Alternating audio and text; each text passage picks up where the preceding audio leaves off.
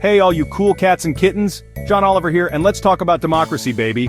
It's like a giant robot, right? Sounds cool, but it needs fuel to function. That fuel? Your participation. Think of it like this. Democracy is like a band. You wouldn't just sit there silently at a concert, would you? No way, you'd be singing along, maybe even throwing your underwear on stage. Okay, maybe not that last part, but you get the idea. Political participation is how we make our voices heard. It's how we tell those politicians what we want, what we really, really want. Because if we don't speak up, who will? Don't leave it to that guy yelling at pigeons in the park. So, buckle up, Buttercup, because we're about to dive into the wild world of civic engagement. Alright, let's get down to brass tacks. How can you actually participate in this whole democracy shebang?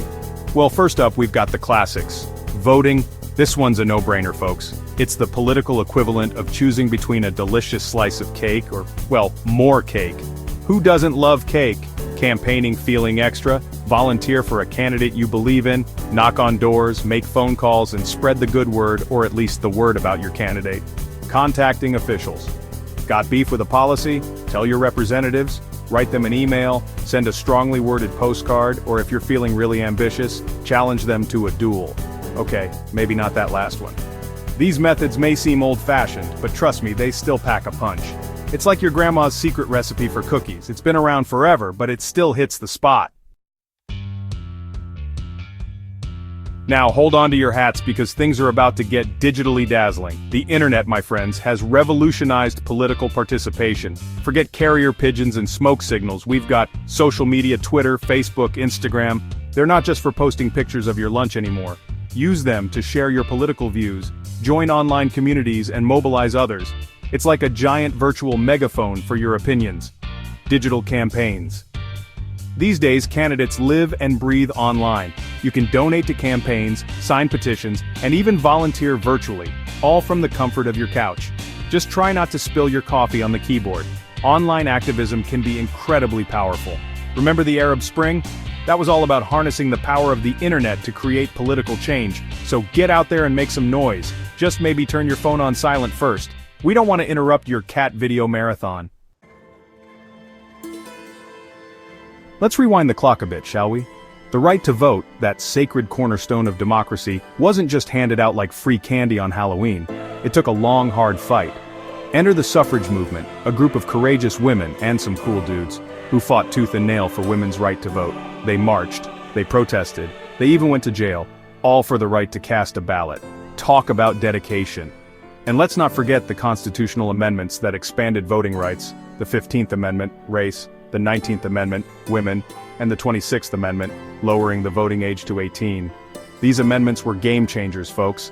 They said, hey, America, democracy is for everyone. Now let's talk about voting patterns in the good old US of A. Here's the thing, not everyone votes, and that's a problem. It's like having a pizza party and only inviting half your friends. Not cool, man.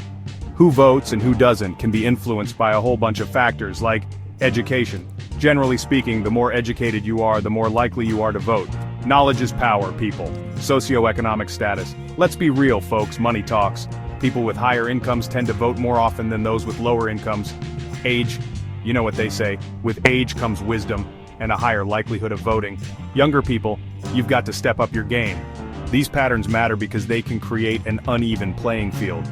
If certain groups aren't voting, their voices aren't being heard, and that's a recipe for a democracy disaster. So, we know that political participation is important, but here's the kicker: voter turnout in the US is often dismally low. It's enough to make a grown man cry, and I've cried over less, believe me. Why the apathy, America? Well, there are a few culprits. Technology. Look, I love scrolling through memes as much as the next guy, but all that screen time can distract us from real-world issues. It's like we're all living in our own little digital bubbles. Social trust. Let's be honest, trust in government is about as low as a limbo champion's back. When people don't trust the system, they're less likely to participate. It's time to ditch the apathy and get back in the game, people. Democracy needs us. Alright, enough with the doom and gloom, let's talk solutions. How do we get more people to the polls? It's like trying to convince your cat to take a bath. It's not easy, but it's not impossible. Here are a few ideas.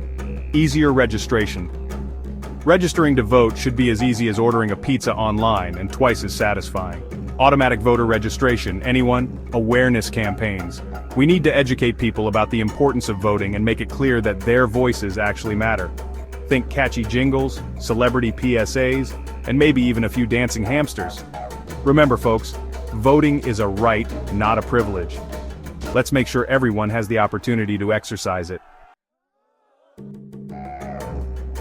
Well folks, there you have it, a crash course in political participation. We've covered a lot of ground today, from the history of voting rights to the importance of online activism. But here's the bottom line. Democracy only works if we all do our part. It's like a giant game of tug of war. If only one side is pulling, the other side is going to end up face first in the mud. So what are you waiting for? Get out there and make your voice heard. Vote, campaign, contact your representatives, and use your social media for good, or at least for political change. Remember, the future of democracy is in your hands. Now if you'll excuse me, I have a very important meeting with a plate of cookies.